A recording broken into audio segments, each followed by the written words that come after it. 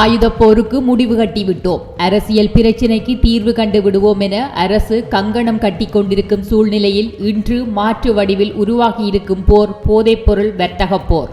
மாவு விற்க போனால் காற்றடிக்குது, உப்பு விற்க போனால் மழை கொட்டுது என்பது போல் நீண்டகால அரசியல் பிரச்சினைக்கு தீர்வு காண அரசாங்கம் தீவிர முயற்சிகளை மேற்கொண்டு வருகின்ற இவ்வேளையில் நாட்டின் அடிப்படை கட்டுமானங்களையே உடைத்து விடுவோம் என்று சவால் விடும் அளவுக்கு நாட்டில் போதைப்பொருள் வியாபாரிகளின் மிலேச்சத்தனங்கள் கட்டுமீறி உருவாகி வருவதை அண்மைய செய்திகள் எமக்கு எடுத்து காட்டுகின்றன. உள்நாட்டு யுத்தம் முடிவுக்கு கொண்டுவரப்பட்டு 16 ஆண்டுகள் கடந்தோடியுள்ள நிலையிலும் அந்த யுத்த வடுக்களின் காயங்கள் ஆற்றப்படவில்லை.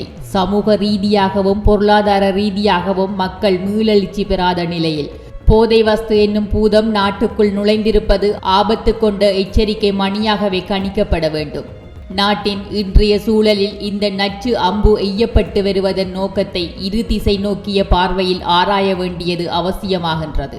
ஒன்று வடக்கு கிழக்கு இளைஞர்களை நோக்கிய குறி, மற்றையது தேசிய ரீதியான ஒழுக்கக்கேடுகள் மூலம் நாட்டின் நற்பெயரை கெடுத்தல் என்ற இந்த இரண்டு நோக்கத்தின் அடிப்படையிலேயே உள்நாட்டு சக்திகளும் வெளிநாட்டு சக்திகளும் இணைந்து செயற்பட எத்தனிக்கின்றன என்ற தகவல்களை அண்மை கால செய்திகள் மூலம் தகவல்கள் மூலமும் அறியக்கூடியதாக உள்ளது.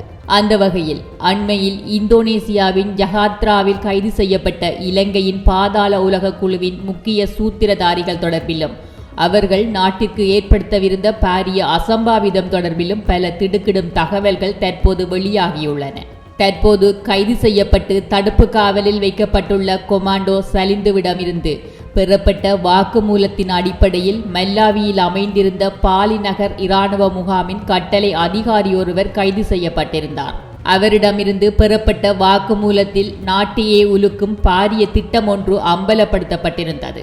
அதாவது கட்டளை அதிகாரியிடமிருந்து 1.5 கோடி ரூபாய் பெறுமதியான 2 கிளைமோர் குண்டுகளை பெற்றுக்கொள்வதற்கான டீல் கொமாண்டோ சலிந்துவால் போடப்பட்டுள்ளது.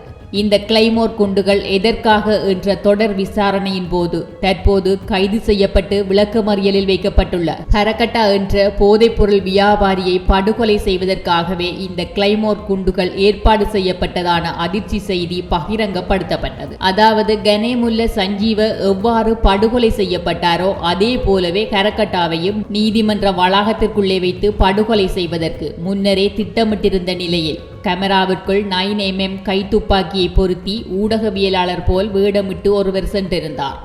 எனினும் அந்த திட்டம் புலனாய்வாளர்களால் முறியடிக்கப்பட்டிருந்தது என்பது யாவரும் அறிந்த உண்மை என்றாலும் அதற்கு பதிலாக நாட்டையே உலுக்கும் மற்றுமொரு பாரிய படுகொலை திட்டம் ஒன்றையும் தீட்டியிருந்தனர். அதுதான் கிளைமோர் தாக்குதல். இந்த தாக்குதலை எவ்வாறு திட்டமிட்டிருந்தார்கள் என்றால் ஹரகட்டா நீதிமன்றத்துக்கு அழைத்து வரும் சந்தர்ப்பத்தில் மோட்டார் சைக்கிளில் கிளைமோர் குண்டுகளை பொருத்தி ரிமோட் கண்ட்ரோல் மூலம் இயங்கச் செய்து புதுக்கடை நீதிமன்றத்துக்கு அருகில் வைத்து படுகொலை செய்வதே அவர்களின் திட்டமாக இருந்தது.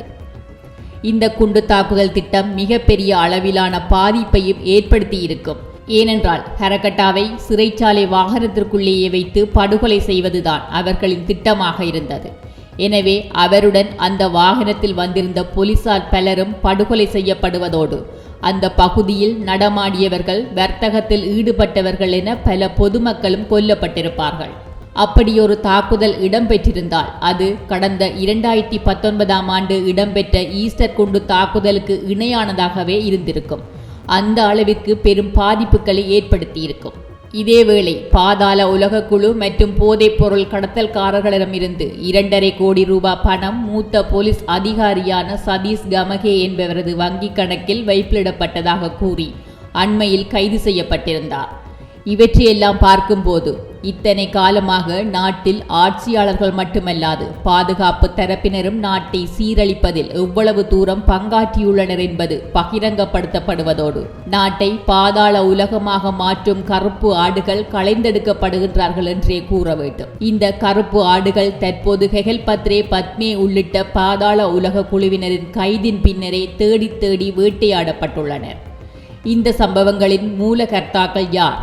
இவ்விதமான பாசிச நடவடிக்கைகள் எங்கிருந்து தொடங்கி வைக்கப்பட்டுள்ளன என்பவை அறியப்பட வேண்டியவை மாத்திரமல்ல, அடக்கப்பட வேண்டியவையும் கூட. அந்த வகையில் வடக்கிலும் தற்போது போதைப்பொருள் வாழ்வெட்டு கலாசாரம் அதிகளவில் மேலோங்கியுள்ளது. யாழ் குடா நாட்டை பொறுத்தவரையும் யுத்தத்துக்கு முன்னிய காலப்பகுதியை விட பின்னிய காலப்பகுதியில் போலீஸ் நிலையங்கள், கடற்படை தளங்கள், இராணுவ முகாம்கள் ஏராளமாகவே உள்ளன. போலீசார் மற்றும் இராணுவத்தினரின் நடமாட்டங்களும் பரிசோதனைகளும் அதிகமாகவே உள்ளன. இருந்த போதிலும் இவ்விதமான சம்பவங்கள் எப்படி நடக்கின்றன, இதை யார் நடத்தி வைக்கின்றார்கள் என்பது கண்டுபிடிக்கப்படாத மர்மமாகவே இருந்து கொண்டிருக்கின்றது. இவ்வாறான கெடுபிடிகள் நாடு சாபக்கேட்டை நோக்கி நகர்ந்து கொண்டிருக்கின்றது என்பதை சுட்டிக்காட்டுகிறதே தவிர நல்லதொரு சகுனமாக தெரியவில்லை என்றே கூற வேண்டும். இது போன்ற செய்திகளை தெரிந்து கொள்ள சமூகம் நியூஸ் சேனலை சப்ஸ்கிரைப் செய்து அருகில் உள்ள பெல் பட்டனை கிளிக் செய்யுங்கள். மேலும் இது போன்ற செய்திகளை உடனுக்குடன் தெரிந்து கொள்ள சமூகமீடியா.com என்ற இணையதளத்தின் வாயிலாகவும் எங்களுடன் இணைந்திருங்கள்.